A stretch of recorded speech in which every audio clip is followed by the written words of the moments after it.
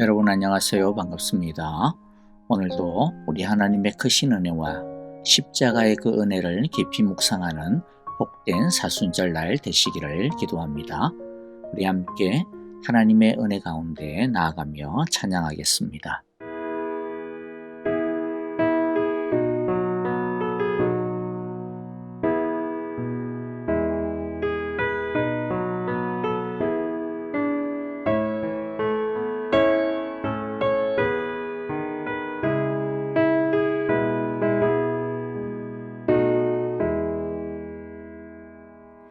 내 주여 뜻대로 행하시옵소서. 온 몸과 영혼을 다 주께 드리니 이 세상 돌아간 주 인도하시고 날 주관하셔서 뜻대로 하소서. 내 주여 뜻대로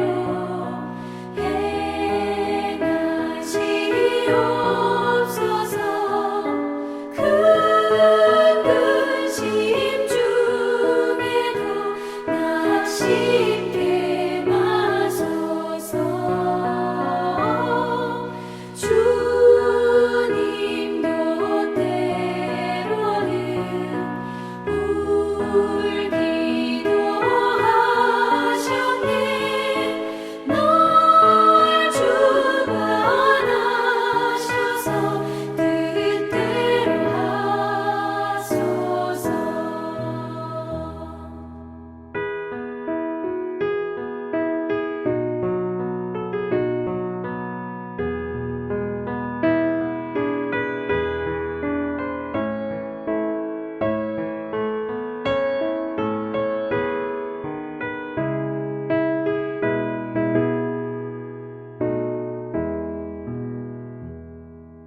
내 주여 뜻대로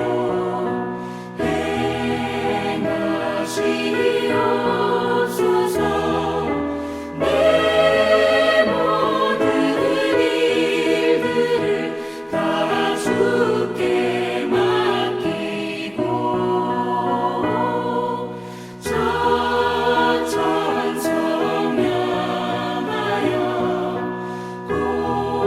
고요히 가리니 살든지 죽든지 뜻대로 하소서.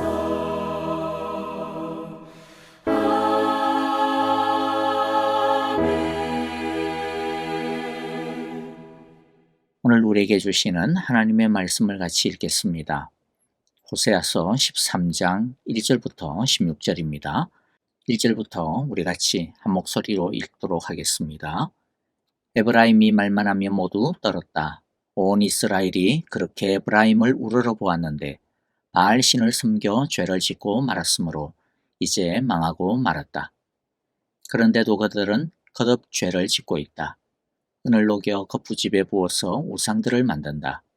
제주껏 만든 은신상들, 그것들은 모두 세공업자들이 만든 것인데도 그들은 이 신상 앞에 제물을 바치라고 하면서 송아지 신상들에게 입을 맞춘다.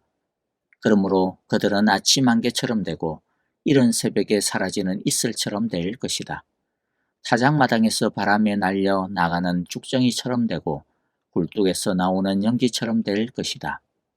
그러나 나는 너희가 이집트 땅에 살 때로부터 너희의 하나님 여호와다. 그때에 너희가 아는 하나님은 나밖에 없고 나 말고는 다른 구원자가 없었다. 나는 저 광야에서 그 메마른 땅에서 너희를 먹이고 살렸다. 그들을 잘 먹였더니 먹는 대로 배가 불렀고 배가 부를수록 마음이 교만해지더니 마침내 나를 잊었다. 그래서 내가 그들에게 사자처럼 되고 이제는 표범처럼 되어서 길목을 지키겠다. 새끼 빼앗긴 앙곰처럼 그들에게 달려들어 염통을 갈기갈기 찢을 것이다. 암사자처럼 그 자리에서 그들을 뜯어먹을 것이다. 들짐승이 그들을 남김없이 찢어먹을 것이다. 이스라엘아, 내가 나를 대적하니, 너를 돕는 자를 대적하니, 너는 이제 망했다. 왕과 대신들을 세워달라고 조르더니 도대체 너의 왕이 지금 어디에 있느냐? 너를 구원하라고 하여라. 대신들이 지금 어디에 있느냐? 너의 모든 성읍에서 샅샅이 찾아보아라. 너를 궁지에서 건져달라고 하여라. 내가 홧김에 너에게 왕을 주었으나 분을 참을 수 없어서 너의 왕을 없애버렸다. 에브라임의 허물을 적은 문서들을 모두 모았고 죄상을 적은 기록들을 모두 보관하고 있다. 에브라임이 다시 태어나는 진통을 겪고 있다. 그러나 그는 때가 되었는데도 태를 열고 나올 줄을 모르는 미련한 아들과도 같다. 내가 그들을 스올의 권세에서 속량하며 내가 그들을 사망에서 구속하겠다. 사망아, 내 재앙이 어디 있느냐? 스올아, 내 멸망이 어디 있느냐? 이제는 내게 동정심 같은 것은 없다. 이스라엘이 비록 형제들 가운데서 번성하여도 사막에서 동풍이 불어오게 할 터이니 여호와의 바람이 불면 샘과 우물이 모두 말라버리고 귀중한 보물 상자들도 모두 빼앗길 것이다. 사마리아가 저의 하나님에게 반항하였으니 이제는 그 죄값을 치를 수밖에 없다. 사람들은 칼에 찔려 쓰러지고 어린아이들은 박살나고 아이벤 여인들은 배가 지킬 것이다. 아멘. 1절을 보면요. 에브라임이 말만 하면 모두 떨었다라고 말씀하십니다. 여기서의 에브라임은 북이스라엘을 지칭하는 에브라임이 되기도 하겠지만은 그런데 1차적으로는 먼저 그냥 에브라임 지파를 말합니다. 에브라임이 말만 하면 모두 떨었다라고 하는 것은 에브라임 지파가 가진 이스라엘 내에서의 강력한 영향력과 리더십을 말합니다. 에브라임은 요셉의 두 아들 중 둘째 아들이죠. 요셉의 첫째 아들은 므낫세입니다. 하나님은 요셉을 특별히 사랑하셔서 야곱의 다른 아들들은 각각 한 지파를 형성했지만 요셉만큼은 두 지파를 만들 수 있게 했습니다. 요셉의 두 아들을 각각 한 지파씩 세워주셨습니다. 그 중에서도 에브라임은 비록 둘째이지만 요셉 가문의 상속자 역할을 했습니다. 게다가 가나안 정복 전쟁을 이끈 지도자인 여호수아가 에브라임 지파 출신이죠. 그러니까 요셉 가문은 이스라엘을 위기 가운데서 두 번이나 구해낸 요셉과 여호수아 이렇게 두 번이나 구해낸 엄청난 일을 이뤄낸 것이죠. 그랬기 때문에 에브라임 지파는 자부심이 엄청 강했고 또 그 영향력은 실로 막강했습니다. 이스라엘 전체의 장자 지파는 유다 지파였지만 그러나 지도적인 역할을 하는 지파는 오랫동안 에브라임 지파였습니다. 하나님께서 에브라임 지파를 특별히 사랑하시고 은혜를 베풀어 주신 덕분이죠. 하나님은 에브라임이 옛날 그들의 조상인 요셉처럼 하나님을 경외하고 전적으로 신뢰하며 하나님의 뜻을 이루기 위해 헌신하는 아름다운 사람들이 되기를 원하셨습니다. 요셉처럼 자신을 희생시켜서라도 이스라엘을 위기 가운데서 구원하고 고귀한 제사장 나라의 역할을 감당해 주기를 원하셨습니다. 그래서 나중에 남유다와 북이스라엘로 나뉘어질 때에 북이스라엘의 초대왕으로 에브라임 지파 사람인 여로보암을 세우신 것이죠. 열왕기상 11장 37절 이하에 보면 하나님께서 아이랴라고 하는 선지자를 통해 여로보암을 북이스라엘의 왕으로 세우실 것을 알려주시면서 하나님께서 여로보암을 왜 왕으로 세우는지에 대해 말씀해 주십니다. 이런 왕이 되어라, 이런 나라를 세워야 한다라고 하는 당부의 말씀이자 사명의 말씀을 주신 것입니다. 열왕기상 11장 38절입니다.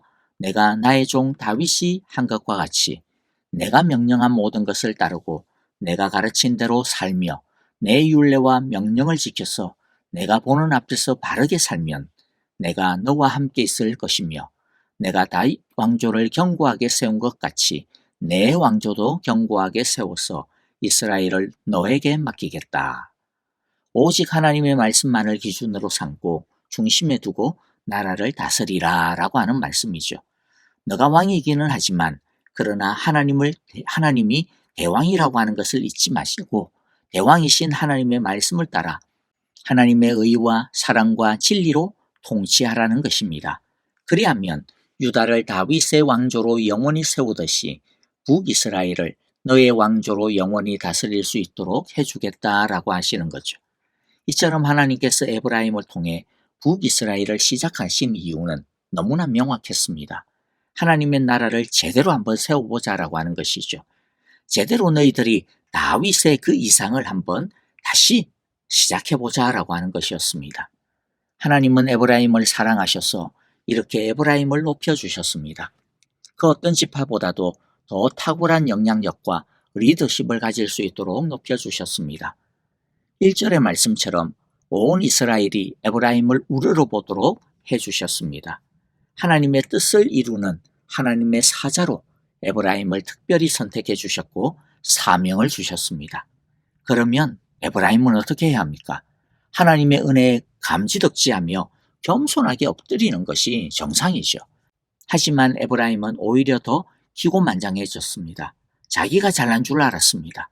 자신들의 선조 요셉이 가졌던 그런 겸손함이 이들에게는 없었습니다.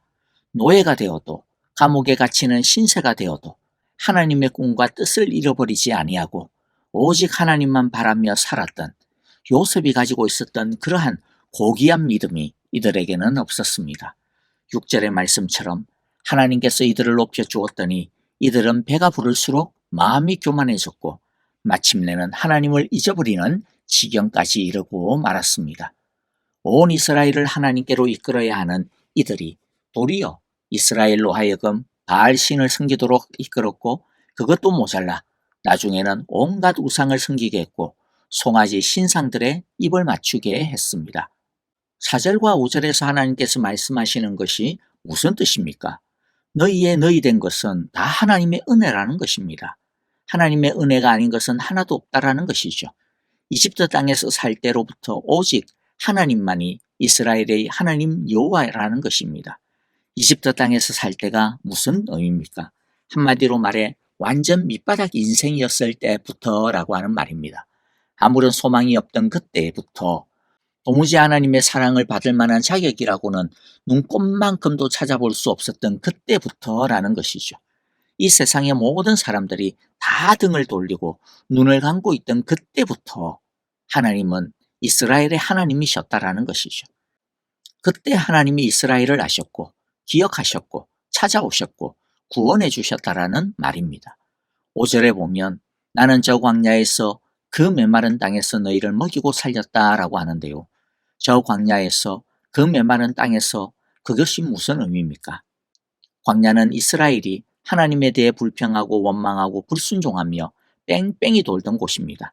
한마디로 말해 불신앙의 땅이 광야요 메마른 땅입니다. 그런데 그렇게 불순종하고 믿지 않고 뺀질뺀질거리던 그때도 하나님이 뭐 하셨다고요? 그곳에서도 먹이시고 살려주셨다라고 말씀하고 있습니다. 그야말로 오직 하나님의 은혜로 살아왔다라는 것이죠. 하나님의 은혜 덕분에 자격이 없음에도 불구하고 살아왔다라고 하는 것입니다. 은혜를 입었으면 인간이라면 적어도 염치가 있어야 하는 것 아니겠습니까? 은혜로 살려주신 자의 눈치를 조금이라도 보며 살아야 그게 인간이라고 할 수 있죠. 그런데 물에 빠진 것을 구해놓으면 보따리를 내놓으라고 멱살을 잡는다라고 하는 말이 있듯이 그런 수준 이하의 사람들이 있습니다. 요새 말로는 호의가 계속되면 그게 권리인 줄을 단단히 착각하는 몰염치스러운 사람들이 있다는 거죠. 이스라엘이 다 그 짝이었습니다. 그래서 6절에 보면 그들을 잘 먹였더니 먹는 대로 배가 불렀고 배가 부를수록 마음이 교만해지더니 마침내 나를 잊었다라고 말씀합니다. 여러분, 우리는 지금 어떻습니까? 우리는 하나님의 은혜로 구원받았습니다. 우리는 하나님의 은혜로 지금 우리의 것을 가지고 누리며 살고 있습니다. 바울의 고백처럼 나의 나 된 것은 다 하나님의 은혜입니다. 하나님의 은혜가 아닌 것이라고는 하나도 없습니다. 이렇게 은혜 받은 우리는 지금 그런데 하나님을 어떻게 대우하고 있습니까? 혹시라도 배가 부를수록 마음이 교만해지고 있지는 않습니까? 혹시라도 하나님을 자주자주 잊고 살고 있지는 않습니까? 혹시라도 하나님의 은혜와 사랑을 마치 당연히 내가 누려야 하는 권리인 줄로 착각을 하고 있고 있지는 않습니까? 이 사순절을 보내면서 우리에게 놀라운 은혜를 주신 하나님의 그 뜻과 목적을 다시 한번 생각하기를 원합니다. 내가 나의 종 다윗이 한 것과 같이 내가 명령한 모든 것을 따르고 내가 가르친 대로 살며 내 율례와 명령을 지켜서 내가 보는 앞에서 바르게 살아라. 그리하면 내가 너와 함께 있을 것이다. 라고 에브라임에게 말씀하신 그 하나님의 그 뜻과 비전과 사명과 약속을 마음에 다시 새기는 귀하고 복된 사순절이 되시기를 기도하고 축복합니다. 자, 아까 이스라엘이 하나님에 대해 어떻게 했다고요? 매우 망득했고 하나님을 잊어버리는 지경까지 이르렀다 했습니다. 그런데 하나님을 잊은 이스라엘을 하나님은 그냥 포기하지 않습니다. 자식을 포기하는 어머니가 없듯이 하나님은 이스라엘을 포기하지 않습니다. 호세아서 11장 8절의 말씀처럼 하나님은 에브라임을, 이스라엘을 버릴래야 버릴 수가 없었습니다. 호세아 11장 8절에 보면 너를 버리려고 하여도 나의 마음이 허락하지 않는구나. 너를 불쌍히 여기는 애정이 나의 속에서 불길처럼 강하게 치솟아오르는구나. 이스라엘을 포기할 수 없기 때문에 하나님은 이스라엘을 망하게 하십니다. 왜 망하게 합니까? 망해야 자신들이 이때까지 얼마나 헛된 것을 의지하고 있는지 비로소 몸으로 깨달을 수 있기 때문입니다. 망해야 이때까지 자신들을 건져줄 것이라고 쭉 붙잡고 있던 온갖 세상의 것들, 즉 바알과 온갖 우상들, 송아지 신상들, 검은 보화와 기름진 포도밭, 아시리아와 이집트와 같은 그러한 것들이 얼마나 허무한 것인지를 실감할 수 있기 때문입니다. 그래야 그것을 비로소 놓을 수 있고 그래야 하나님께로 돌아올 수 있기 때문입니다. 14절을 봅니다. 내가 그들을 스올의 권세에서 속량하며 내가 그들을 사망에서 구속하겠다. 스올은 죽음 또는 지옥을 말합니다. 스올의 권세에서 속량하고 사망에서 구속하겠다라고 하시는데 스올과 사망은 육체적인 죽음이 아니라 지금 이스라엘이 빠져있는 죄의 권세를 말합니다. 하나님은 이스라엘이 빠져있는 이 죄의 굴레와 권세로부터 반드시 이스라엘을 빼내고야 말겠다라고 다짐하고 계십니다. 우리가 반드시 알아야 하는 것이 무엇이냐 하면 하나님은 하나님의 백성이 죄 가운데서 사는 것을 절대로 가만히 내버려 두시지 않는다라고 하는 것입니다. 여러분, 우리도 그렇지 않아요? 우리의 자녀가 죄 가운데 비참하게 살고 있다면 그걸 그냥 가만히 내버려 두면서 지켜볼 부모가 어디 있습니까? 우리도 어떻게 해서든지 그 죄로부터 빼내려고 하지 않겠습니까? 하나님은 하나님의 자녀가 죄의 권세와 그로 인해 죽음 같은 굴레에 매여 있는 것을 절대로 가만히 내버려 두지 않습니다. 반드시 빼내시려고 하실 것입니다. 그때에는 그 사람이 매여 있는 것을 끊어버리실 것입니다. 죄에 매여 지옥과 같은 인생을 사느니 고통스럽더라도 끊어내고 하나님 앞에서 자유하고 평안을 누리며 사는 것이 더 복되기 때문이죠. 그런데 하나님께서 끊어내시고 망하게 하시기까지 돌이키지 않는 것은 사실 너무나 미련한 짓입니다. 그 전에 좋은 말로 할 때 돌이키는 것이 현명합니다. 아니, 현명할 뿐만 아니라 우리에게 은혜를 주신 하나님께 작게나마 보답하는 길이 되겠죠. 여러분, 하나님의 사랑과 자꾸 싸우려고 해서는 안 됩니다. 하나님은 절대로 우리를 우리 마음대로 살라고 내버려 두지 않습니다. 버리려고 해도 하나님의 불타는 사랑이 하나님을 내버려 두지 못한다고 하셨습니다. 전능하신 하나님, 아니 사랑이 불타는 하나님과 맞서려고 하지 마십시오. 절대로 이길 수가 없습니다. 그러므로 이 사순절에 우리의 마음을 더욱 겸손하게 하여 끊어야 하는 소홀의 권세, 죄의 권세가 있으면 하나님이 직접 칼을 들어 끊으시기 전에 우리가 먼저 알아서 끊어내려는 현명한 자가 되어지기를 간절히 바랍니다. 그것이 하나님의 은혜에, 하나님의 사랑에 조금이나마 보답하며 사는 염치를 아는 은혜에 보답하는 모습일 것입니다. 아멘. 자, 이제 오늘 우리에게 주신 귀한 말씀들 마음 가운데 새기면서 우리 함께 찬양하며 기도하도록 하겠습니다. 교회와 형제자매들을 위하여 기도합니다. 특별히 우리 아프신 성도님들을 위하여 우리 함께 뜨겁게 간절하게 그 치유를 위하여 기도하고 정말로 하나님의 은혜가 하나님의 불타는 사랑이 가득 넘치도록 기도하기를 원합니다. 우리 선교사님들을 위하여서도 우리 함께 간절한 마음으로 믿음으로 고백하며 중보하도록 하겠습니다. 다 함께 찬양하며 기도하겠습니다.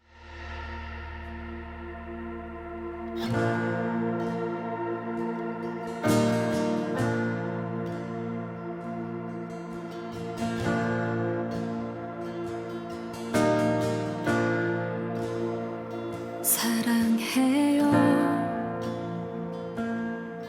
주의 자비 변치 않네.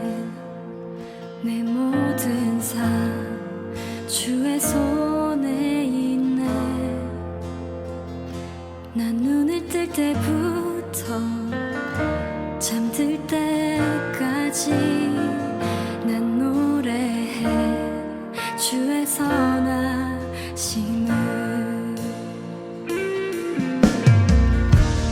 내 평생 신실하신 주, 내 평생 좋으신 하나님, 나의 호흡 끊길 때까지 난 노래해 주의 선하심을. 주의 음성 불 가운데 나린 너의 흑암에서 안위하시는 주님, 그는 나의 아버지, 그는 나의 친구.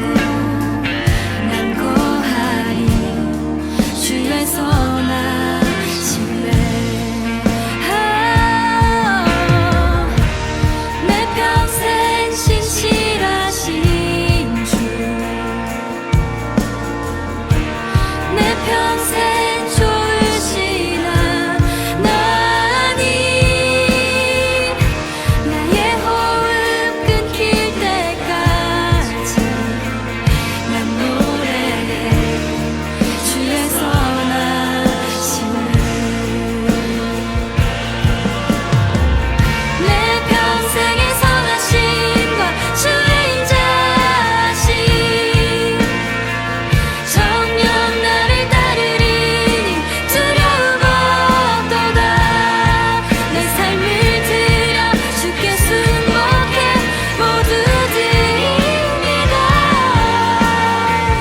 주의 선하심 인자함 나를 따르리니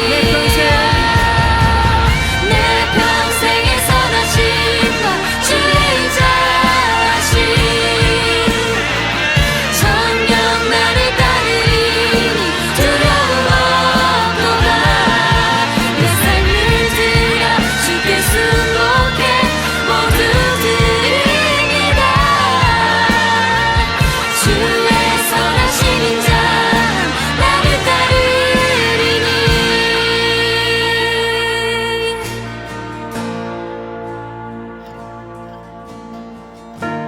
내 평생 신실하신